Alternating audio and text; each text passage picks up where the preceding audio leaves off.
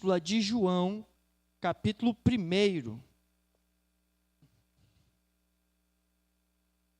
Primeira Epístola de João, capítulo 1.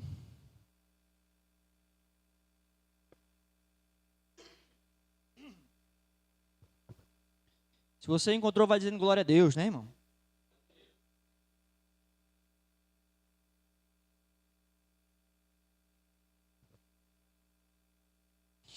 Vamos lá, diz assim as Escrituras, tá? 1 João, capítulo 1, versículo 1, do 1 ao 4.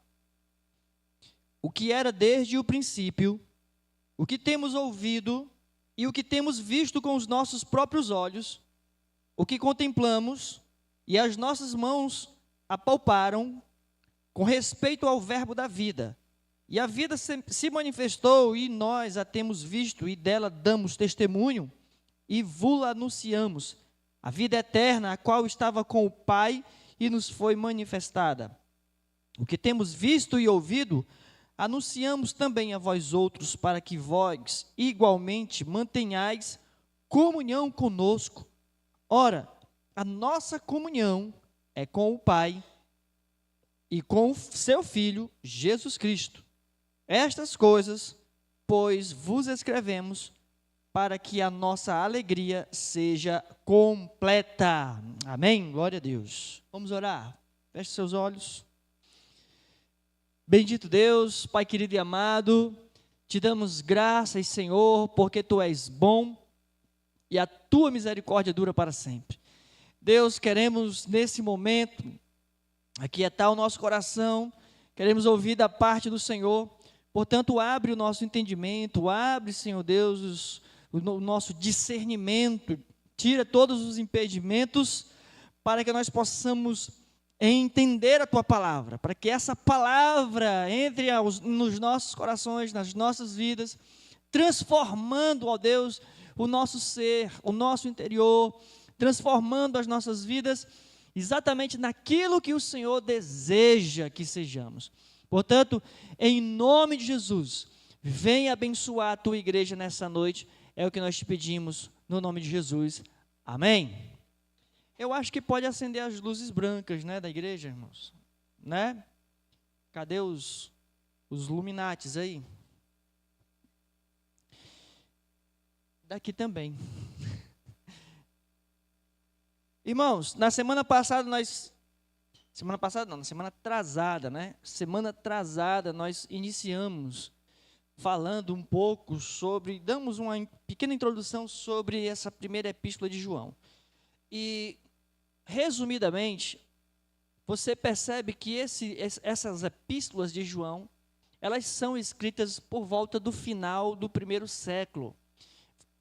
Por volta do ano 100, meados do ano 100, final do ano 90, início 100. E é um período em que a igreja está sofrendo uma grande perseguição. Porém, nestas cartas, João não menciona nenhuma vez sobre perseguição. Por quê? Porque o perigo não está lá fora, o perigo está dentro da igreja.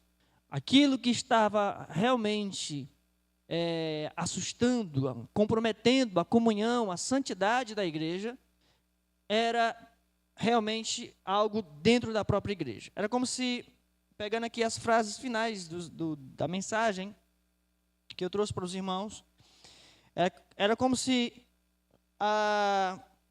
alguns homens que tivessem ali um conhecimento do pensamento filosófico da época, né, ali do final do primeiro século, quisessem fazer do cristianismo algo que se adaptasse àquelas ideologias, aquelas filosofias, homens que sentiam que tinha chegado o momento, né? O momento de quê? O momento de o cristianismo se entender com a ideologia, com a filosofia, com o secularismo, com o pensamento contemporâneo de João. E eu disse para os irmãos, há 15 dias atrás, que nos nossos dias, nós estamos correndo o mesmo perigo.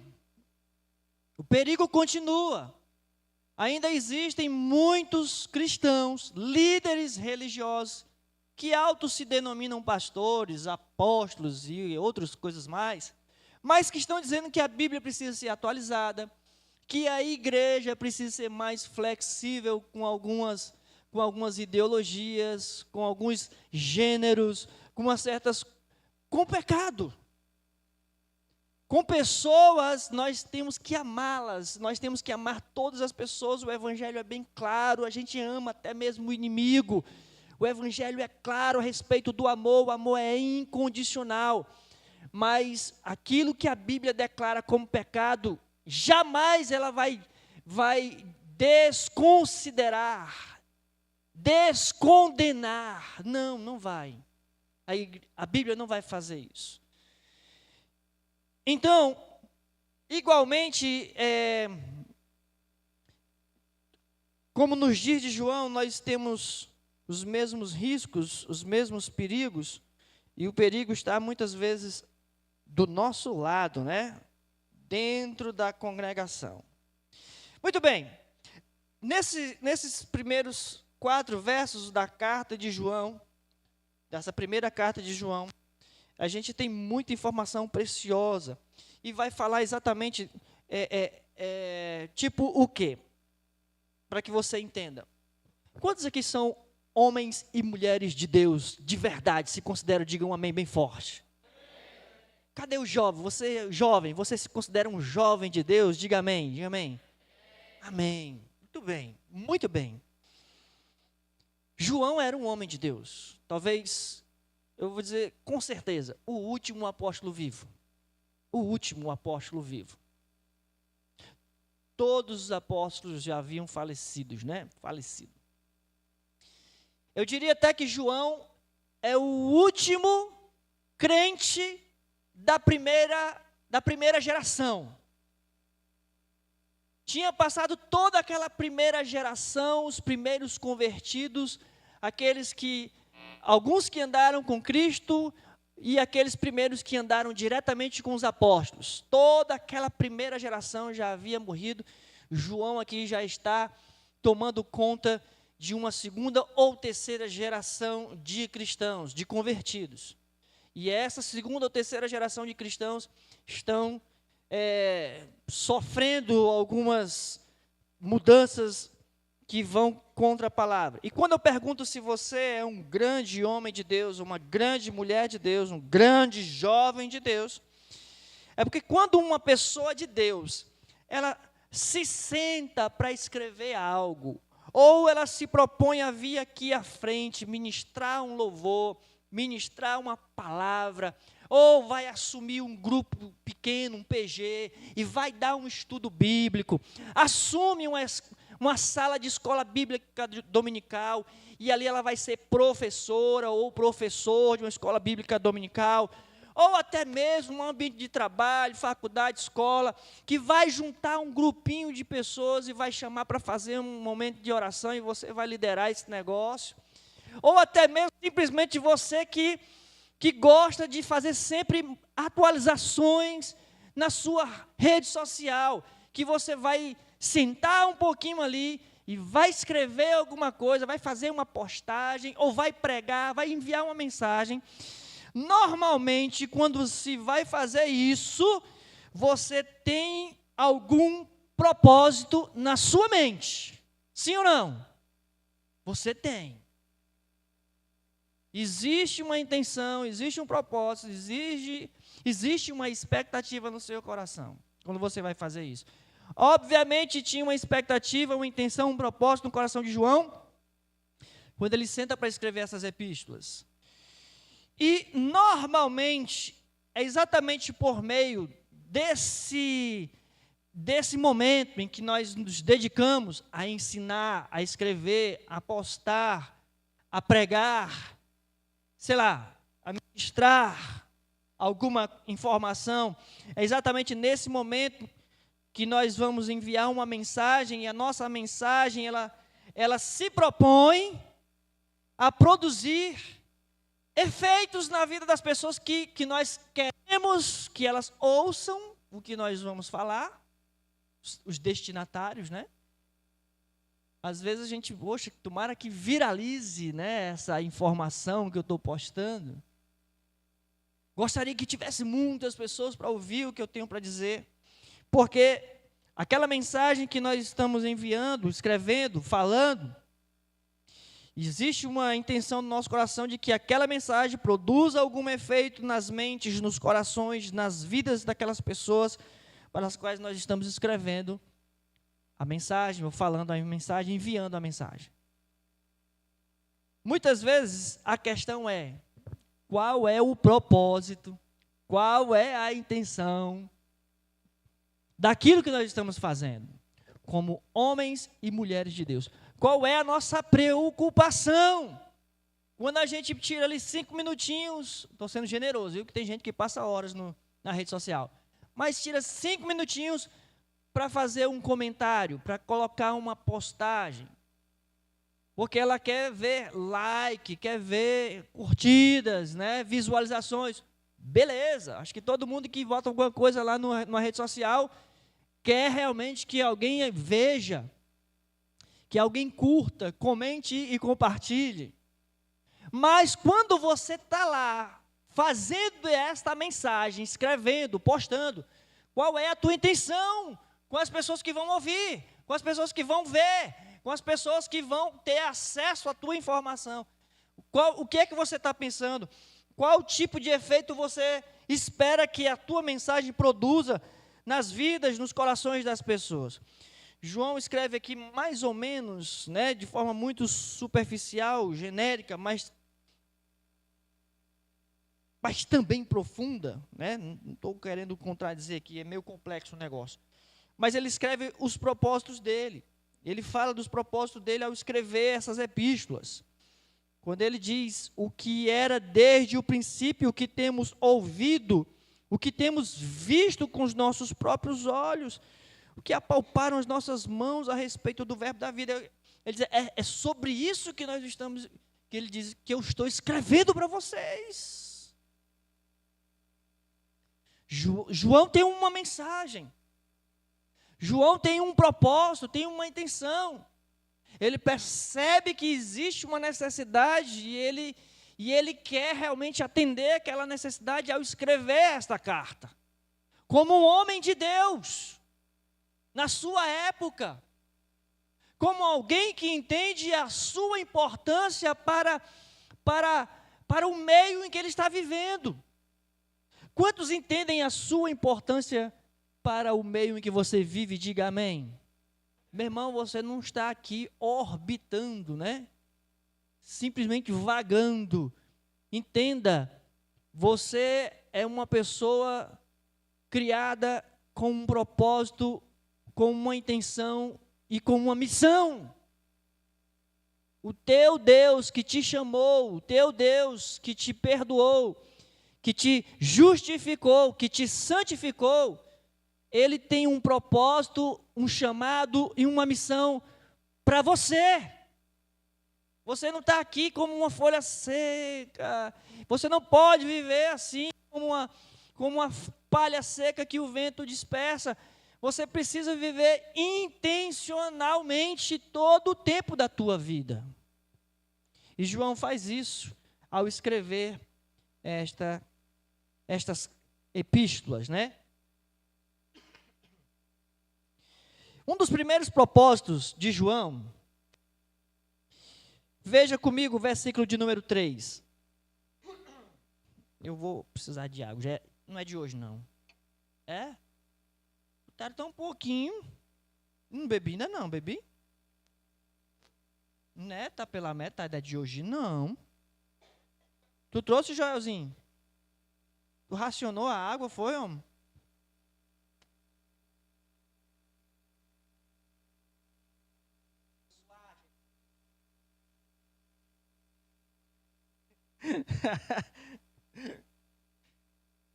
Versículo 3. O que temos visto e ouvido, anunciamos, ou melhor, anunciamos também a vós outros, para que vós igualmente mantenhais, repita comigo, comunhão convosco. Ora, a nossa comunhão é com o Pai e com o seu Filho Jesus Cristo. A primeira intenção de João é comunhão. Que esta era uma das consequências daqueles que estavam no meio da congregação, no meio dos cristãos, e que tinham uma necessidade de adaptar a teologia, o cristianismo, àquilo que era contemporâneo.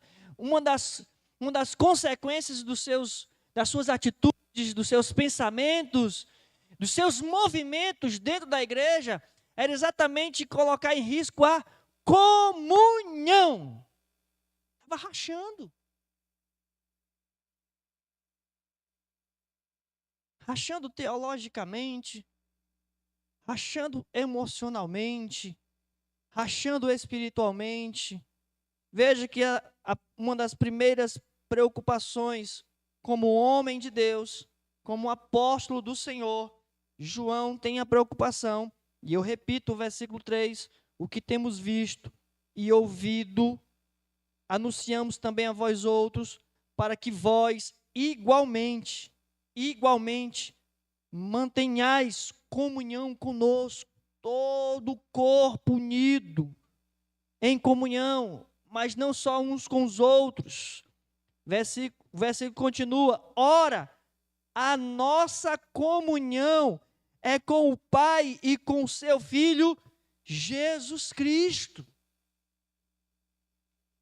Esse era um dos grandes problemas que estava assolando a igreja no primeiro século. Então, via de regra, o homem de Deus, a mulher de Deus, o crente fiel, quando ele vai escrever alguma coisa, quando ele vai postar alguma coisa, quando ele vai pregar, quando ele vai fazer qualquer comentário em algum grupo pequeno, em algum ambiente que ele estiver, o propósito de um homem, de uma mulher de Deus, de um servo de Deus, deve ser sempre aproximar as pessoas de si mesmo, umas das outras, e especialmente de Deus. É o propósito. Eu ouvi uma pastora pregando, esqueci o nome dela, eu gosto muito de ouvir, de vez em quando eu escuto uns cortes dessa mulher aí, porque ela tem umas falazinhas bem interessantes. E ela estava dizendo, sabe qual é o maior inimigo da igreja? Aliás, se eu me lembrar exatamente, quem ensina o inimigo a perseguir a igreja, ela diz, é a própria igreja. E ela começou a denunciar profeticamente, quem é que curte esses sitezinhos de fofoca gospel? Quem é que curte e compartilha a queda de pastores, de escândalos em redes sociais? Quem é que fica ali ridicularizando a própria igreja? São os próprios crentes.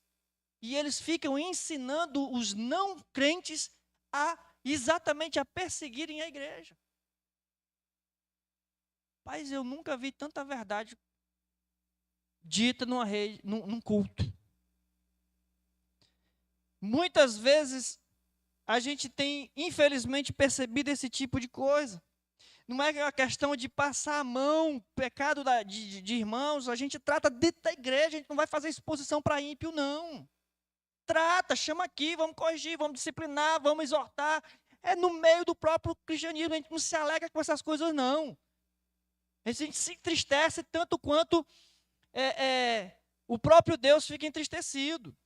Precisa tratar. A gente não tem que ficar jogando no ventilador, como se diz por aí, não.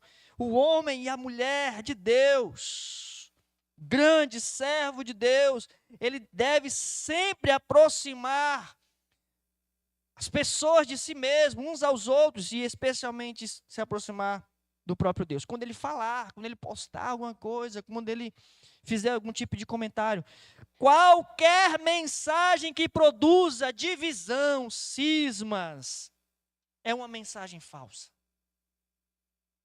Não é de Deus. Qualquer mensagem e eu diria mensageiro, é falso. Porque o propósito do servo do Senhor, o propósito do homem, da mulher de Deus, do jovem de Deus, deve ser sempre atrair os homens à amizade, à comunhão, uns com os outros e com o seu Deus. Amém? Como aqui o João está falando. O João está falando. Igualmente mantenhais comunhão conosco. Ora, nossa comunhão é com o Pai e com o seu Filho, Jesus Cristo. Então, a mensagem cristã, ela pode ser resumida aqui exatamente nessas duas grandes finalidades. Amor uns pelos outros e amor a Deus. Comunhão uns com os outros e comunhão com Deus. Irmão, sem comunhão não dá. Amém? Então, quando a gente estiver escrevendo, falando, pensando, postando, lembre-se disso. Somos pessoas de Deus. A gente não pode abrir a boca para fazer um pequeno comentário que seja, muito menos para ensinar. A gente não pode estar fazendo comentário que separa, que afasta as pessoas umas das outras, que afasta até mesmo as pessoas de Deus. Quando as pessoas estão decepcionadas com Deus, que não tem nem culpa, por causa de comentários de pessoas criticando a igreja. E quando eu digo a igreja, é igreja toda, espalhada pela face da terra. No versículo 4, João diz assim: estas coisas, pois, vos escrevemos para que a nossa alegria seja completa. Um propósito claro quando João escreve. Além dele ter o propósito da comunhão uns com os outros, a comunhão com Deus, o propósito de João escrever é que haja alegria, irmãos.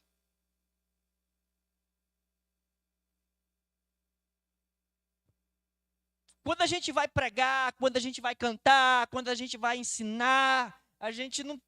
Existe momento que a gente vai dar aquele puxãozinho de orelha, né? E aí a pessoa realmente vai se entristecer por causa do pecado dela, mas logo em seguida se fala da graça, que a pessoa sente ali um refrigério, né?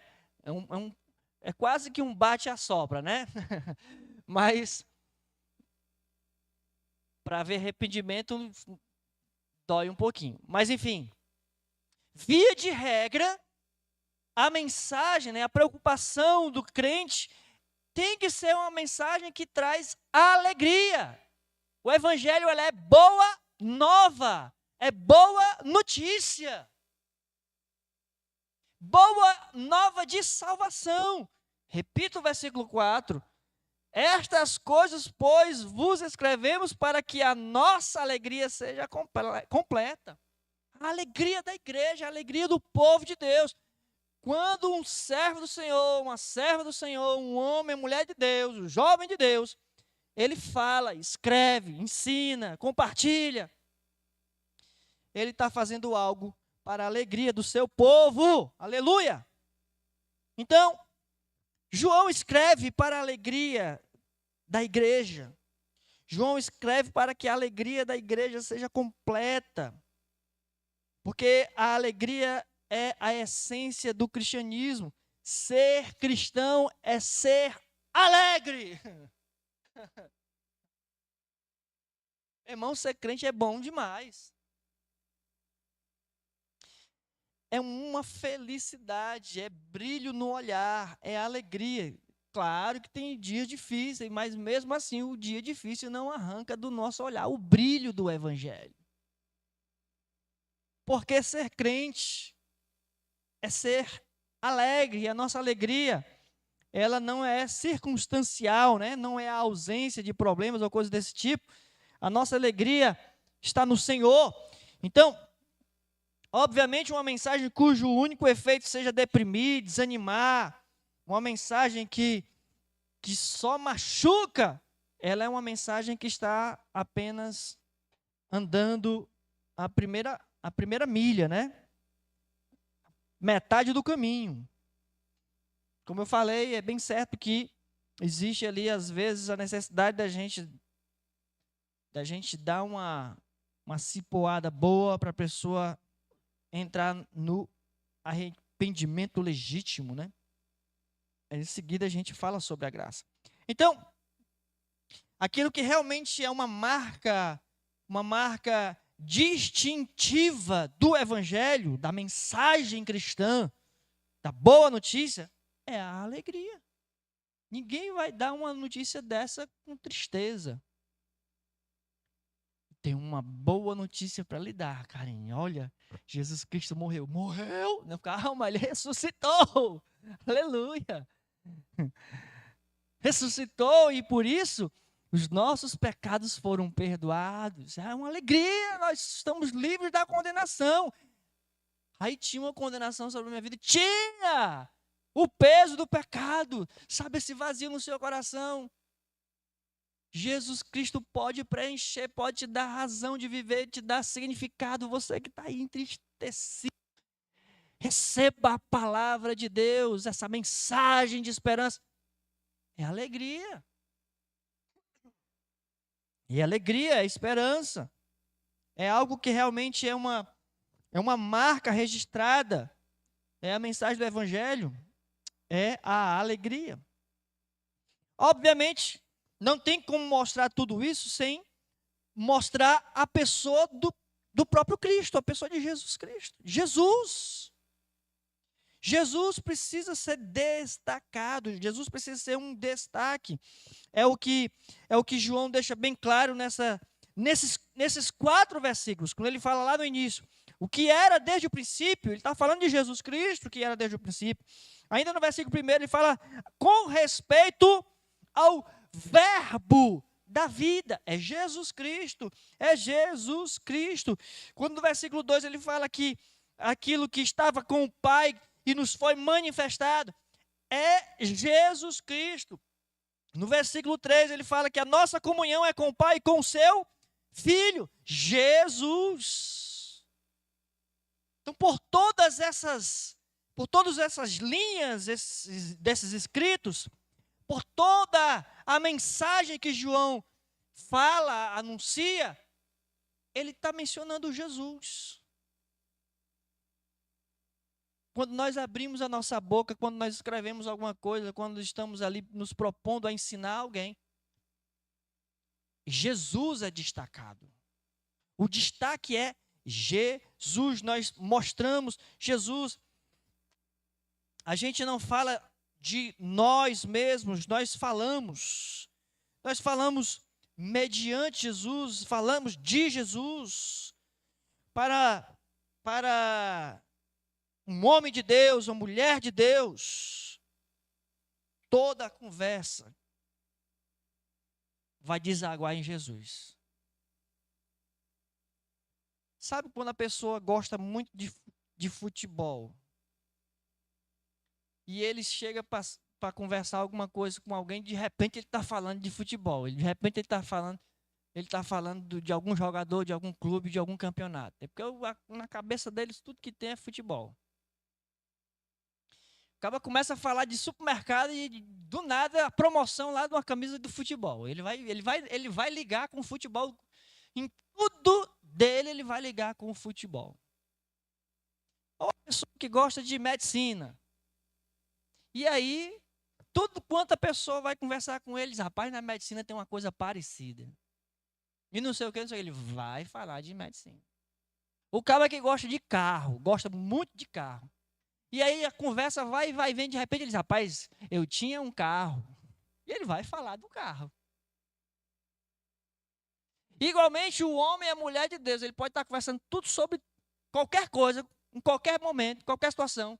Ele vai dizer, rapaz, a palavra de Deus diz, Jesus disse, Jesus fez. Ele sempre vai mencionar Jesus, a palavra de Deus.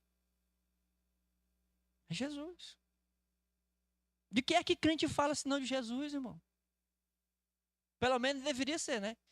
Do que crente tem que falar de Jesus? Qual é o assunto do crente? É Jesus. Claro que, dentre todas as coisas que a gente vive e convive, mas Jesus está em tudo, irmão. Faz parte de tudo. A gente vai falar do aniversário, Jesus está lá, pode ter certeza. A gente vai falar de um casamento, Jesus está lá. Como ele abençoa um casamento e etc e tal. A gente vai falar de emprego, a gente vai, Jesus também está lá, abençoando o trabalho, o emprego, Jesus está lá, a palavra de Deus. Está doente? Olha, a palavra de Deus, Jesus, cura. Tudo, em tudo, todo assunto está na boca do crente. É Jesus, irmão. É Jesus. É Jesus. Tem um comentário, você vai parabenizar alguém, parabenizar, estou falando certo? Ah, né? Tá certo. Tem hora que dá um brancão, já acontece com você, assim, você acha que está dizendo a palavra errada, né? Parabenizar. Estranho, né? Você vai lá dar parabéns para alguém. Inevitavelmente você vai dizer, Deus te abençoe. Tem uns que gostam de botar um versículo bíblico. Eu gosto de botar um versículo bíblico, né? Eis que te digo, né? Tá, toma. O crente é assim. Irmão, tem uma palavra para você e tome um versículo da Bíblia. A pessoa chega para contar um problema para você e você ouve ali o problema e de repente, mas olha, perca a esperança não, a palavra de Deus diz assim, é a Bíblia o tempo todo, em tudo que ele vai versar, tudo que ele vai fazer. Mas eu estou assim, assado, pensando que a gente vai ganhar muito dinheiro. Olha, vai com calma, passa a direção de Deus. A pessoa vai falar a respeito de Deus. Fale com Deus, peça direção. Você já orou? O crente, ele é assim, irmão. Ele tem que ser assim, o homem, a mulher de Deus. Ele não consegue ter uma vida separada de Deus, da palavra de Deus, de Jesus. Opa. Enfim. A verdade é que se as pessoas, né, seres humanos, tiverem que achar comunhão uns com os outros, se nós tivermos que ter comunhão uns com os outros e com Deus, e também achar a verdadeira alegria, nós não vamos conseguir encontrar isso de verdade, senão na pessoa de Cristo, irmão. Só vamos ter comunhão uns com os outros, só vamos ter comunhão com Deus, só vamos ter de fato a verdadeira alegria se for por meio de Jesus. Se não for sem Jesus, a gente não consegue as outras coisas de jeito nenhum. De jeito nenhum. Jesus é exatamente o pivô, a causa primeira, o start dessa comunhão uns com os outros, com Deus, da alegria. A verdadeira alegria do Evangelho é Jesus Cristo. Portanto, João, ele tem essa intenção e a gente observa que ele tem todo o direito de falar, ele tem autoridade para falar. E por que João tem direito de falar e por que João tem autoridade para falar? Deixa eu repetir com vocês os versículos 2 e 3. E igualmente eu e você temos o direito de falar e temos autoridade para falar. Então entenda por que você tem o direito de falar, postar, escrever, comentar, né, pregar. Não se calar. Por que você tem o direito de falar e tem autoridade para falar? Versículo 2. E a vida se manifestou e nós a temos visto. E a vida se manifestou e nós a temos visto. E dela damos testemunho e vos anunciamos a vida eterna, a qual estava com o Pai e nos foi manifestada. O que temos visto e ouvido, anunciamos também a vós outros, para que vós igualmente mantenhais comunhão conosco. Ora, a nossa comunhão é com o Pai e com o seu Filho Jesus Cristo. Quem aqui já aceitou Jesus? Aleluia. Quantos têm a vida eterna? A vida eterna. É uma experiência. É exatamente a partir dessa experiência que João vai manifestar o seu direito de fala, o seu direito a falar, sua autoridade a falar. Consiste exatamente na experiência pessoal com Jesus Cristo que ele tem. Quando eu aceitei a Jesus, eu tive uma experiência pessoal com Jesus. A minha caminhada desde então até hoje É uma experiência, é uma caminhada pessoal com Jesus. Eu não sirvo, eu não conheço um Deus que está lá longe de mim, não. Eu caminho com Deus diariamente, eu vivo com esse Deus diariamente. 24 horas por dia, eu estou com o Senhor todo o tempo. Todo o tempo. Eu não estou sendo observado de longe, não. Eu ando com esse Deus. Quantos estão me entendendo? Digam amém. Essa é a experiência de João. É daí o direito de fala dele. Daí a autoridade de fala de João. Primeiro João diz o seguinte. Ele diz que aquilo que ele fala do que ele escutou do próprio Cristo. Que temos ouvido, e ele fala isso no versículo 1, que era desde o princípio, o que temos ouvido. O que temos ouvido. No versículo 2 ele diz também, e a vida se manifestou, e nós temos visto. Vamos lá, primeiro ouvido, né? Primeiro ouvido, no versículo 1. João fala daquilo que ele escutou. E ele escutou diretamente de Cristo. Um dos poucos privilegiados, né?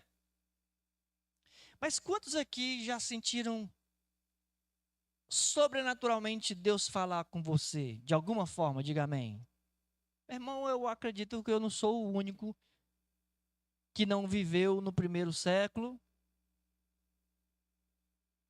Não sou uma testemunha ocular do Cristo, no sentido Jesus histórico, né? O ser humano. Mas vamos já chegar lá. Mas que ouço a voz do Senhor falar comigo. Esses dias ainda eu estava falando com um jovem aqui na igreja, disse, olha, eu queria muito dizer algumas coisas para você, da parte de Deus, mas tem coisas que só Deus pode falar com você, e eu oro muito que Ele fale com você. Deus é um Deus que fala, mas o grande problema é que, como eu falei domingo passado, às vezes nós estamos com os nossos ouvidos cheios de cera e não conseguimos ouvir Deus falar conosco. O profeta Jeremias fala a respeito do rei Zedequias, e ele fala que o rei Zedequias faz uma pergunta: há alguma palavra do Senhor? Ou seja, Deus falou alguma coisa? Porque o que ele queria ouvir não era de homens, era de Deus. Irmão, vamos imaginar, raciocinar.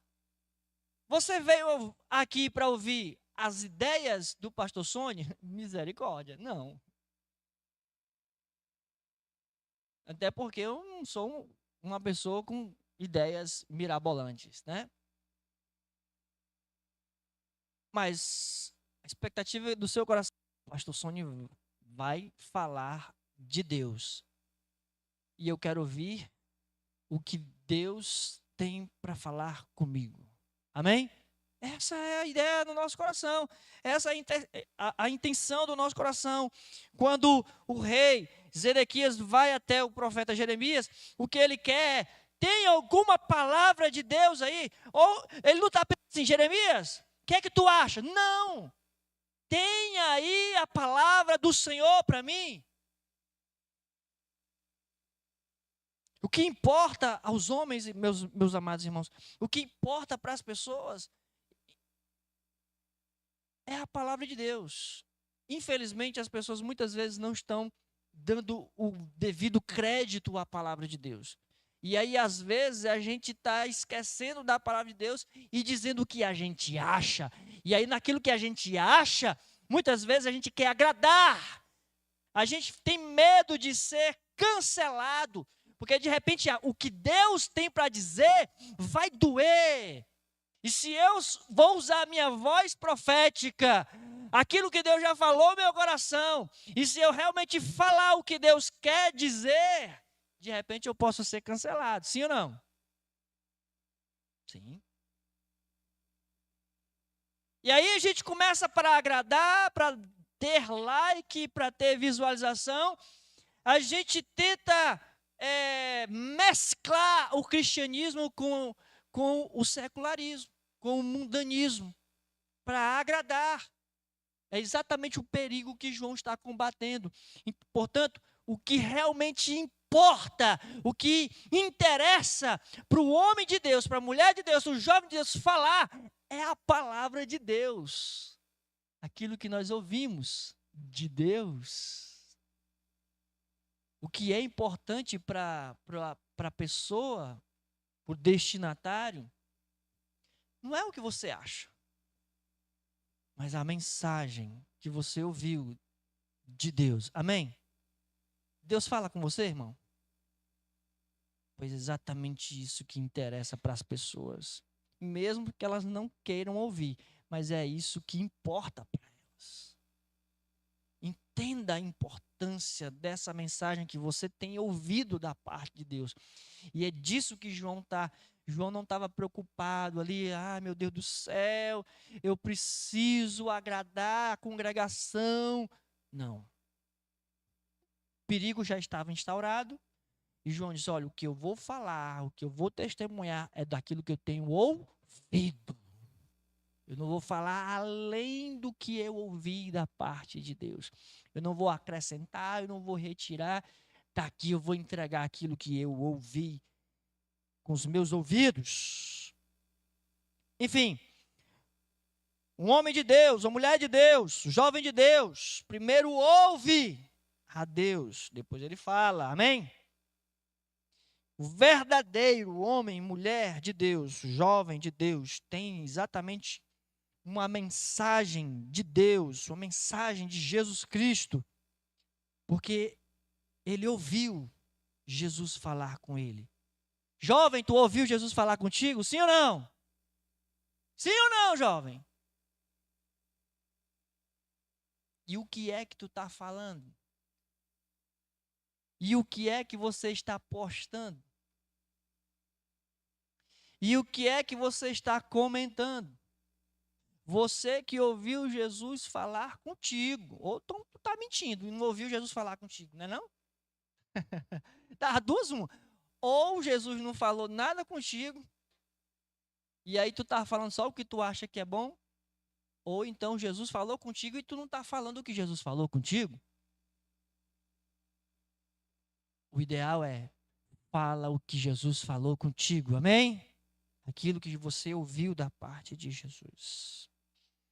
Outra coisa interessante, no direito de fala de João, é aquilo que João diz, eu falo daquilo que eu ouvi e daquilo que eu vi.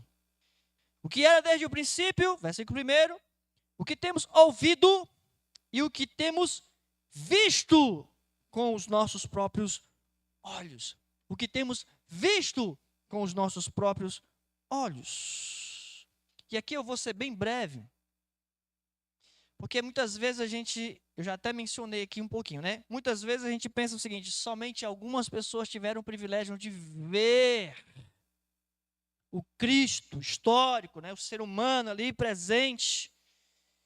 Mas tem uma história de um pregador, o nome dele é Alexander White. E ele, depois de uma mensagem, ter pregado, ele era um excelente expoente da palavra de Deus. Alguém disse para ele, você pregou hoje como se tivesse estado realmente diante da presença de Deus, vendo Jesus. E ele respondeu, talvez você esteja certo.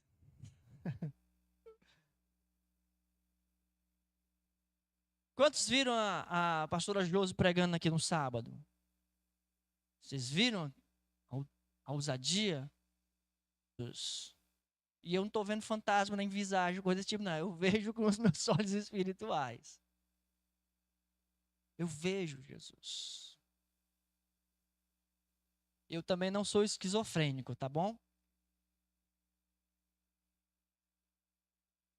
Vejo Jesus. Quantos mais veem Jesus? Digam amém.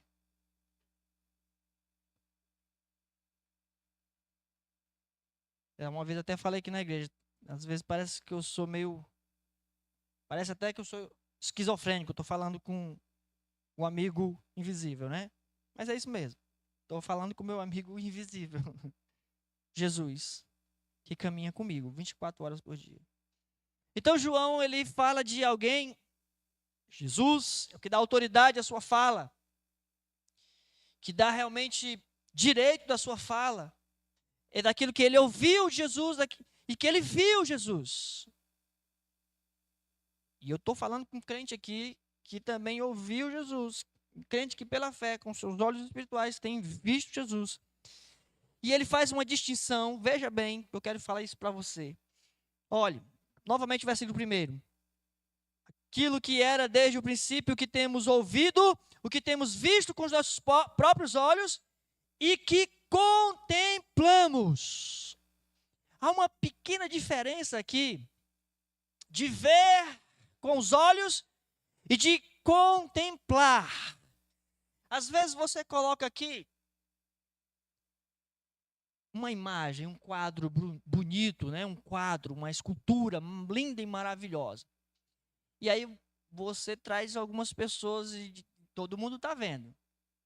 E aí você diz para a primeira pessoa, vamos dizer, o que você está vendo? Eu penso, um monte de risco. Aí pergunto para o outro, cores. Estou vendo cores. Algo abstrato. Mas de repente uma terceira pessoa vai dizer, eu consigo entender que existe aqui um significado disso e daquilo outro, há uma intenção aqui, não sei o quê. Sabe o negócio que a pessoa viaja na imagem e começa a falar? Começa a entender o significado da arte? Bom, é disso que João está falando e dando distinção a respeito de que os nossos olhos viram e também contemplamos. Veja bem.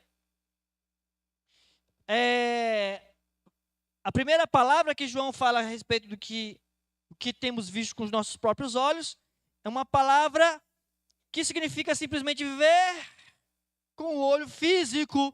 Mas a segunda palavra seria contemplar.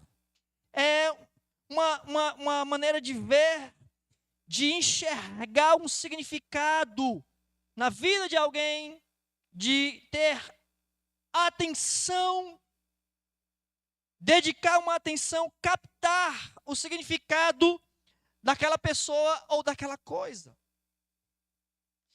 Como se João está dizendo assim, eu captei realmente ao contemplar, eu captei a essência do Cristo, o significado do Cristo, o poder do Cristo. Eu consegui ver a beleza do Cristo. Eu consegui ver realmente o mistério revelado. Fez sentido para mim ao ver Jesus. Para algumas pessoas era um homem. Tudo que os olhos físicos poderiam ver era isso. Mas João, ele acrescenta, fazendo essa distinção ao dizer o que temos contemplado, né? Contemplado. Enfim, essa mesma palavra que João usa aqui, Jesus fala para a multidão, no Evangelho de Lucas, capítulo 7, versículo 24, é a mesma expressão no grego, tá, irmãos? A mesma expressão que João usa aqui para falar de contemplar, o que temos contemplado.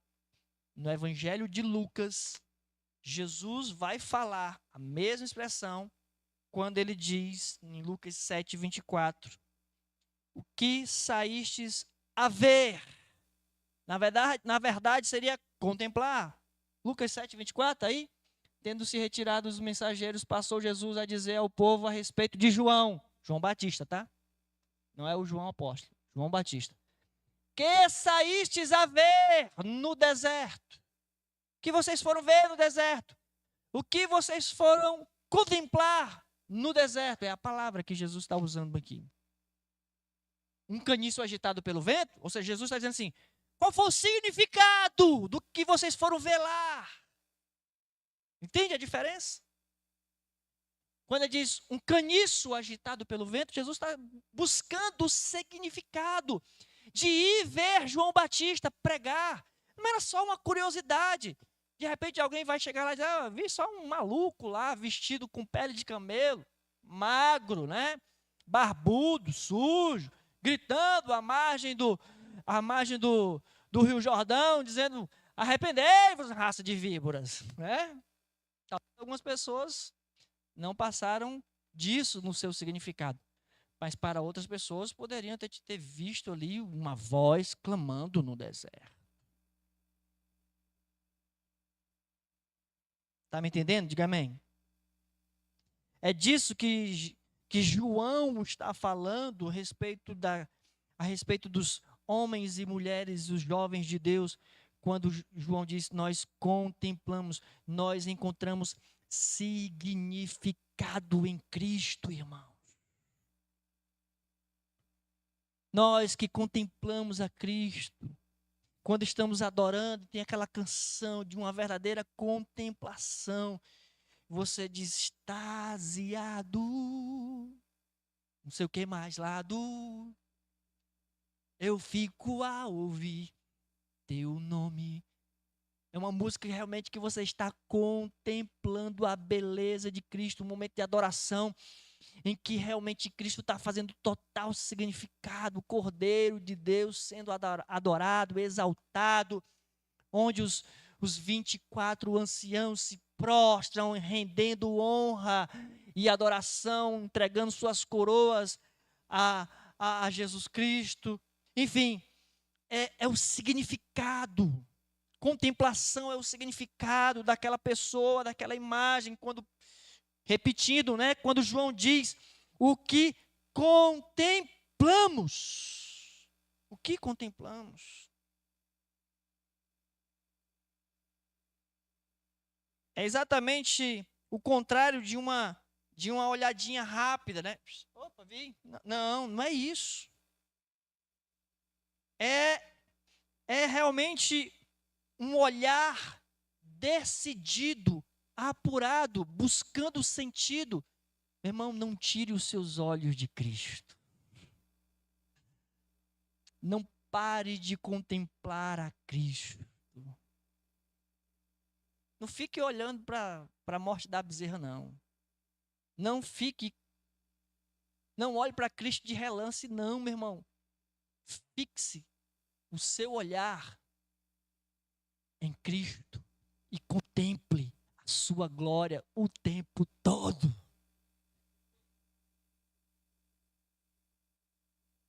Faz sentido isso para você, irmão?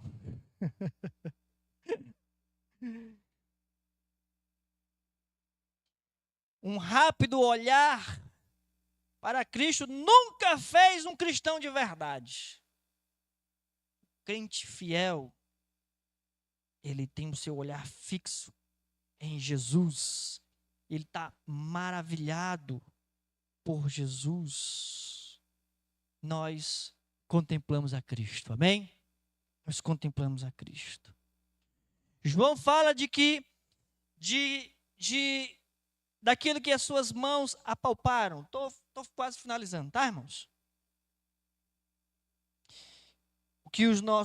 O que temos ouvido, o que temos visto com os nossos próprios olhos, o que contemplamos e as nossas mãos apalparam. João tem essa preocupação exatamente porque uma das questões que envolvia, que era risco, que era perigo para a igreja, era uma corrente filosófica misturada ali era o gnosticismo, né? Na época, misturada com o cristianismo. Algumas pessoas dizem até que esse gnosticismo nasceu dentro do cristianismo, né? Para dizer que Jesus não era 100% homem, era um fantasma, ele não ressuscitou, E João 19, que nossas mãos apalparam. Quando Jesus ressuscitou e foi ao encontro dos discípulos, a primeira coisa que Jesus disse foi, pode pegar aqui, toque, veja, bote o dedo de vocês aqui nas minhas mãos. Não sou um fantasma. Não sou uma visagem, né? João está exatamente insistindo e reiterando que Jesus tinha encarnado e ressuscitado num corpo glorificado, né? Visível, apalpável. Para João, o evangelista, apóstolo aqui, para João, não havia nada no mundo mais perigoso que duvidar que Jesus Cristo era real. Que Jesus Cristo era real. Sabe, irmãos, ainda hoje, existe aí as controvérsias entre os intelectuais e estudiosos se Jesus era real. Ainda hoje. Esses dias eu estava vendo um filme, aleatoriamente mexendo na televisão, e fiquei curioso. Iniciou um filme, o título do filme era O Corpo. Aí eu vi que o filme era com Antônio Bandeiras, era um filme muito antigo. E aí o Antônio Bandeiras era um padre, e ele era um padre meio que com uma formação na arqueologia. E aí descobriram lá em Jerusalém, num túmulo não sei das quantas, descobriram uma ossada, por isso o título do filme, O Corpo. E eles estavam achando que aquela ossada seria a ossada de Cristo. Enfim, é um filme, tá, irmãos? É ficção. E aí, curiosamente, eu comecei a ver o filme, porque é uma crítica ainda nos nossos dias. E eu dormi no meio do filme. Não me pergunte mais que eu cochilei. Enfim, ainda hoje, nos cinemas, nas salas de aula, nas faculdades, ainda hoje a discussão a respeito do Cristo. O Cristo histórico. É real, não é real? Eu digo para você, é real. Por isso, João, ele insiste em todos esses aspectos, o que temos ouvido, o que temos visto, com os nossos próprios olhos, contemplado, o que as nossas mãos apalparam. João insiste no Cristo real, real, real, real.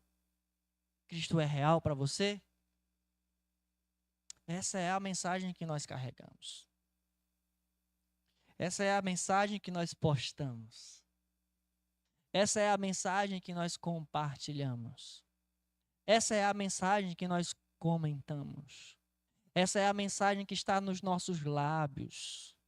Essa é a mensagem que nós ouvimos. Essa é a mensagem que nós vimos. Essa é a mensagem que nós contemplamos. Essa é a mensagem que nós tocamos. Pela fé hoje, né? Hoje é pela fé. Mas João, ele experimentou na íntegra, né? Na íntegra. Como homens e mulheres de Deus, irmãos, nós carregamos essa mensagem, nós vivemos essa mensagem exatamente com um só propósito: termos comunhão uns com os outros. E a nossa comunhão com o Pai e com seu Filho Jesus Cristo. Amém? Essa é a vida do crente. Não vá para a rede social fazer intriga, não, fazer divisão, porque isso não é coisa de não só apenas na rede social, em qualquer ambiente que você estiver, quando você abrir a sua boca, lembre-se do que você ouviu de Deus, irmãos, de Deus, não é de homens, não. Porque é exatamente a conversa de homens é que realmente causa divisão, causa prejuízo, causa risco, perigo para a igreja.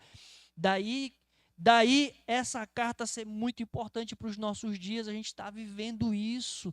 A igreja dividida, só confusão na internet, escândalos e mais escândalos, repercussão aqui e acolá, ministério não sei da onde, agora vai abençoar casamentos homossexual, pastor não sei da onde, agora da teologia inclusiva, não sei quem se levantou e disse a Bíblia agora precisa ser atualizada.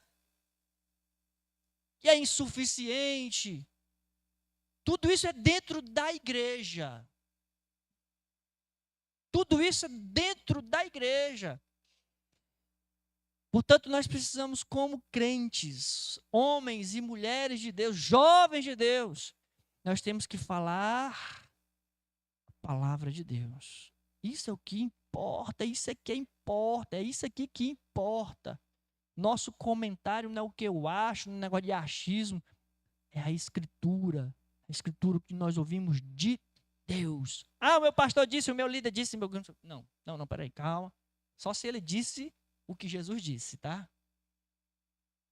A única fofoca que o crente pode fazer é exatamente dizer o que Jesus disse, tá bom?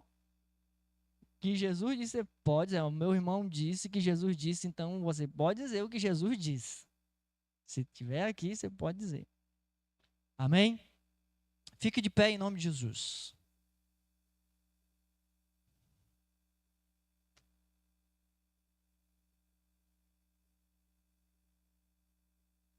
Glória a Deus. Irmãos, é uma mensagem muito importante para os nossos dias. Eu não estou falando da nossa congregação. Estou falando como igreja, irmão. Igreja. Ok? Mas, obviamente, começa, né, essa prática da palavra de Deus, dessa verdade, começa aqui dentro. E aí, o mesmo cuidado que nós temos aqui dentro, a gente tem que ter cuidado com toda a igreja. Não vá para a rede social criticar igrejas por aí. Não vá para a rede social criticar pastores por aí. Não compactue com isso. Não comente, não curta. Não compartilhe esse tipo de conteúdo. Não faça isso. Não dê realmente visualização, visibilidade, melhor. Visibilidade para essas plataformas. Né? Não dê força para esse tipo de conteúdo. Não faça isso. É o perigo dentro da igreja. São verdadeiros lobos que estão aí no meio do corpo de Cristo. Mas nós precisamos abrir o nosso entendimento. Discernimento mesmo. Discernimento.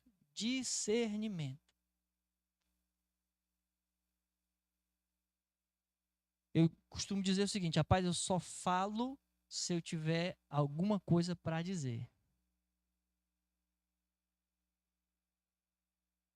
Não posso ser aleatório.